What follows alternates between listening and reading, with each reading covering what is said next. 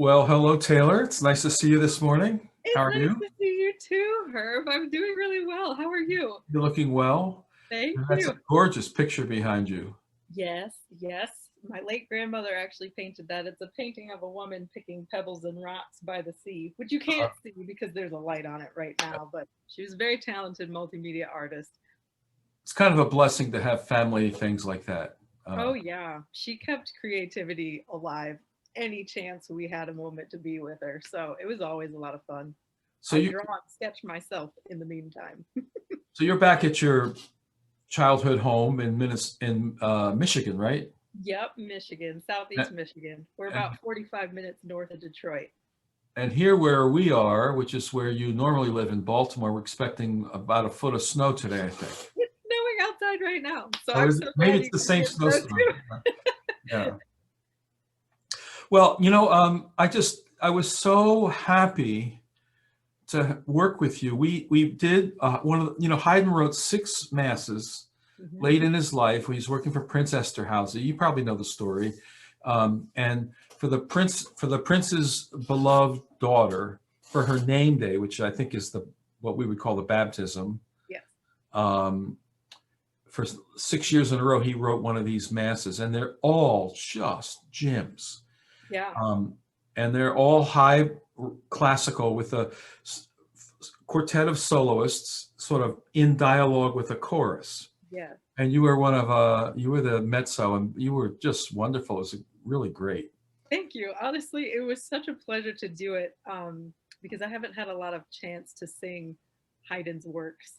And that was a first for me, that solo. But it was just so enjoyable to explore that work and also see how I fit among the other soloists in the chorus as well. It was a fun piece to do.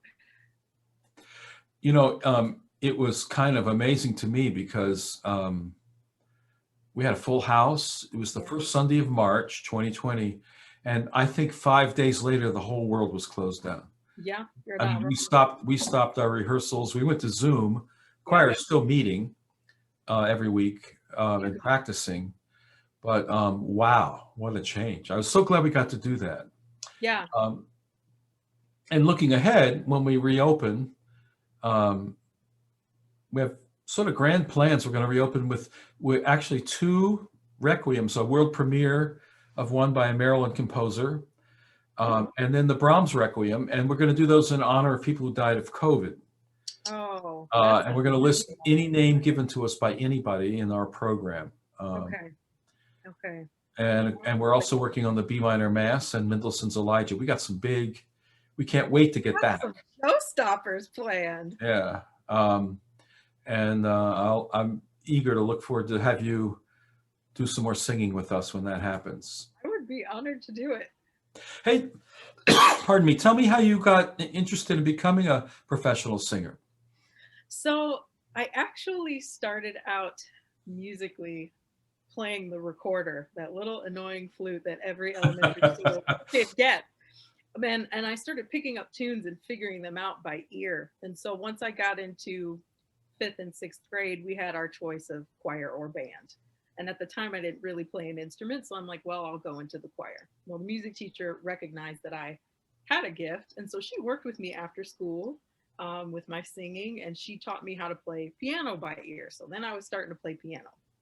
When I turned 13, I started taking voice lessons, and I was trained classically. So, I mean, I did all of the state competitions, solo and ensemble. I was in all state choir throughout middle school and high school. And by the time I turned 17, I'm like, okay, I've got to figure out what I want to do, with my life. And I figured that if I've got to work, I'd rather be something that I enjoy doing and something that I'm good at. And, I'm like, I seem to be pretty decent at this singing thing. So I did some research because I wasn't really sure what kind of singing I was doing. I knew that it was, classical, it was art song, but I just didn't know where I could go with that. And I realized, I could probably pursue a career in opera. So I told my mom what I wanted to do, and I was a little nervous. And she was like, look, she's like, you could be a garbage woman for all I care. You just make sure you're the best darn garbage woman out there. And so Yeah. I had her full support and my family's full support. And so I went into music, and It's been great. And I chose opera mainly because it's such a full body experience. And the idea that you have to use everything that you've got so that your voice carries to the very last person in a massive hall, barely mic'd, is just unreal. So, So, opera and oratorio, some people define oratorio as unstaged, the only difference being it's unstaged. absolutely. And in the Handel oratorios, there's actually occasional stage directions. There's places where it says people enter and leave, and then there's one place in the Handel's oratorio Saul where he says he throws a spear. It's very interesting to how they're clearly first cousins. I didn't know that. Yeah, That's very interesting. it's very interesting. So, and of course, Bach in Baltimore, we focus on mostly Bach, Yeah. other Baroque composers, but the cantatas, what you're describing is the challenges are not so dissimilar from oratorio or cantatas. Not at all. Singing with an orchestra in a house. Yeah. Those houses, and for opera, tend to be a little bigger, if for no other reason, because the forces are so large, an orchestra of 80 and, whatever.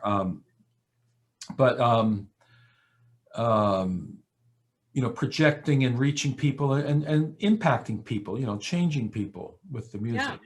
Yeah. We try to be all about that.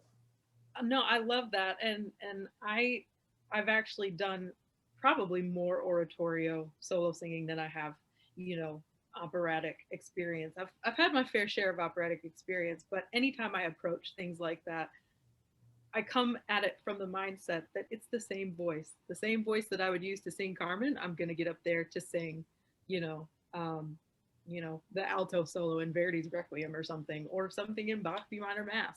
It's the same voice. It's the same concept in terms of how you want to communicate the message to the listeners. So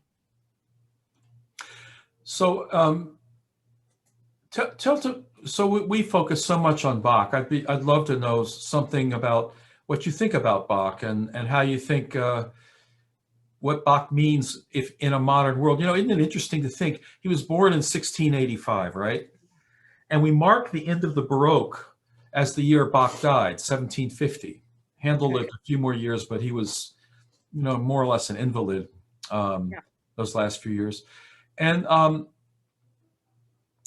so how could it be 1750 to today, right? Yeah. I mean, we're talking nearly 3 centuries. Yeah. The United States was only a colony when Bach died. I mean, Al Gore had not invented the internet. Why is his music still relevant? And people love it. What is it? What did Bach accomplish? How did he do it? You know what? I have to be honest with you. So my experience with Baroque music in general is kind of limited. I was coming at this as a newbie. Aside from everything that I learned in school, I didn't really know much outside of, enjoying the basic things that most people like, the Brandenburg concertos or Vivaldi's Four Seasons or Messiah. But I will say, when I started looking into the different cantatas that I could perform for your series, I was just kind of amazed because I'm like, man, this is so much music. It's like a treasure trove of music, and they all had their individual purposes. And I will say, in learning the pieces that I sang for you, they're still stuck in my head. And as I got into it, I just kind of realized that his music just makes sense. You don't necessarily have to have an intellectual mind to understand it. You can sit there and you can enjoy it, and you can see where he's trying to go with his different musical passages and the melodic phrases and the harmonies that he chooses in relation to the text. And so I think music like this is relevant now because history kind of has a way of repeating itself, and the text that he used and the words that were set, you can still find meaning in that, and you can still find ways to connect it to your own personal experiences now. I mean, and that's why I love so much about music is I would say that music that endures, and Bach certainly is enduring, endures because the composers manage to connect with if you will, universal truths. And sure, we didn't have, you know, the internet when Sure. Bach was alive, but we did have human beings with emotions Yep. and suffering in the world, Yep. and people striving to find out what, you know, what the most important meanings in life was. Those things are universal. And And Bach, they'll always be, you know? right, but I think Bach was enormously successful in finding ways to connect to those questions, Yes. and his music manages to do it. And so you're quite right. There is so much happening there that's so wonderful. Actually, I'm looking forward to doing some cantatas with you. We start our cantatas by looking at what little specific things in Bach's in the piece we're about to perform Yeah. gets at something like that in that particular composition. And Yeah. and basically the music is like cliff note, well, almost like a commentary, Uh-huh. footnotes, if you will, based on the music itself, which is gorgeous. I Yeah. mean, the melodies are inventive, the architecture, the structures are fabulous, and yet there's even more because Bach puts that other level, and we try to share that with the audience before we perform, you know? So, Oh yeah, and it, you know, if anything, it makes them feel like they're part of the performance. And I like something that you said, in that he found a way to really connect with people on a multitude of levels, and he did. In my research of looking for things to sing, I came across, and I was so surprised, I came across one of his secular cantatas. It's the coffee cantata, and it's just the soprano talking about how much she loves coffee. And I was like, blast! If I could sing that, I would so do it. You know, just well, even you singing know, things like that. and so an interesting thing about that cantata, just there was a fad in Germany at the time for Mhm. coffee houses. Oh, And there was, and in the same way fads sweep our country and the yep, world these days. And so there was some talk that it was getting carried away and it was too much. So Bach actually wrote that cantata at a time when it was a relevant thing. But anyway, the daughter, you know, yeah. who jokes with the father and about her tea, coaling the Who coffee is away. visually upset? Yeah. So the last time I did that piece, I staged it. I had the father sitting in an armchair with a newspaper Oh, and you love coffee it. and a I love pipe, it. you know, and the daughter coming up and being playful and trying to Yeah. manipulate the dad. And guess what? I mean, I'm a father. My daughter tried to, you know, tried to get her way when she wanted things as she was growing up, you know. I mean, Yeah. it's some stuff just never changes. Oh, So not at all. so Taylor, I know we need to wrap up, and I wanted to ask you if, in fact, I've already asked you in advance, and you've already agreed. So I'm looking forward to this. You're going to sing two pieces for us, and they're both by Bach, my favorite guy. Yeah. Tell us what they are and how you chose them. Okay, so I sang one secular and I sang one religious, and I did the alto solo, the Christmas Oratorio, um, and then I also did a role in the title of Glück from Angenehmes Wiederau, which was his secular cantata, and both of them were so much fun to sing. It was very, it was very I don't know. I just enjoyed learning the music so much and learning about, you know, everything that was going on behind it. And I know it was my understanding that the Angenehmes Wiederau was new to you. You hadn't come across that one? Right, I've only done 160 of the cantatas. Well, I mean, I'm going for all 200, right? But Yeah.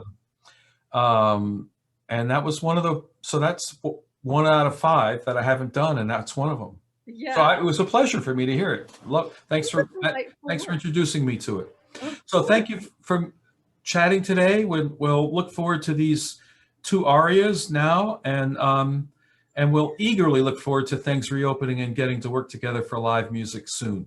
That sounds like a lovely plan, Herb. Thank you so much for having me today. Thank you, Taylor. Have a don't get caught in the snow out there. I just might. All right. See you.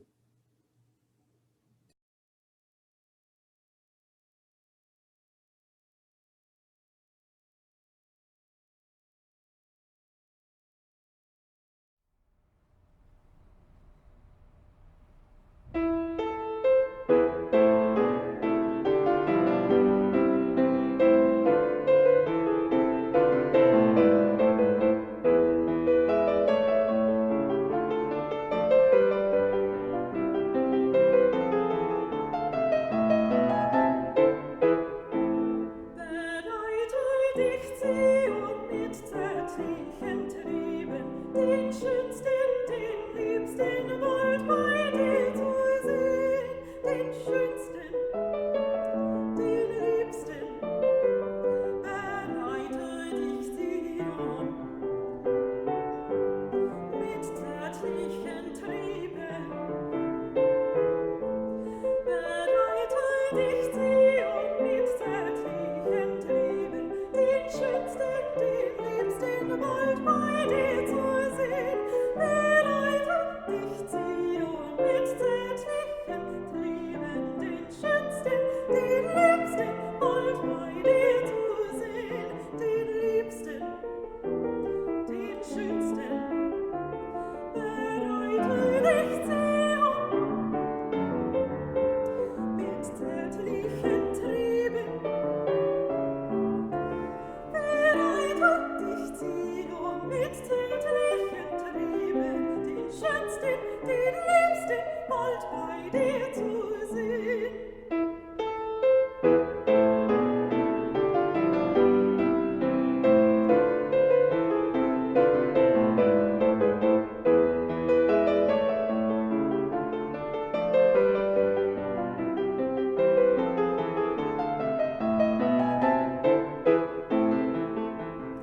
Deine Wangen müssen heut viel schöner prangen, müssen heut viel schöner prangen. Einer den Bräutigam selig so lieben, einer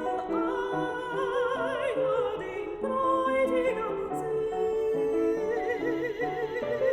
so lieben, einer den Bräutigam selig so lieben.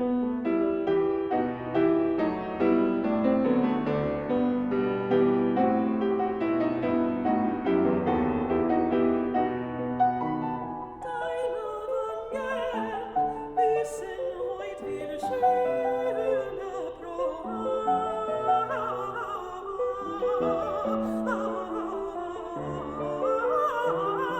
prangen, einer den Bräutigam sehnlichst zu lieben.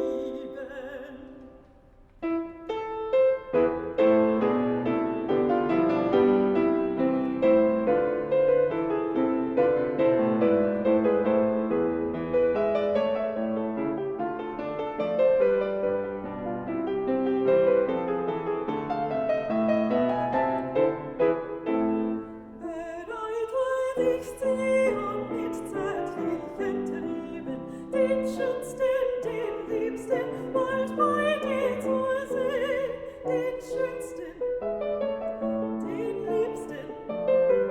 Bereite dich Zion mit zärtlichen Trieben. Bereite dich Zion mit zärtlichen Trieben, den schönsten, den liebsten bald bei dir zu sehen. Bereite dich Zion mit zärtlichen Trieben, den schönsten, den liebsten bald bei dir zu sehen. Den liebsten, den schönsten, bereite dich Zion mit zärtlichen Trieben.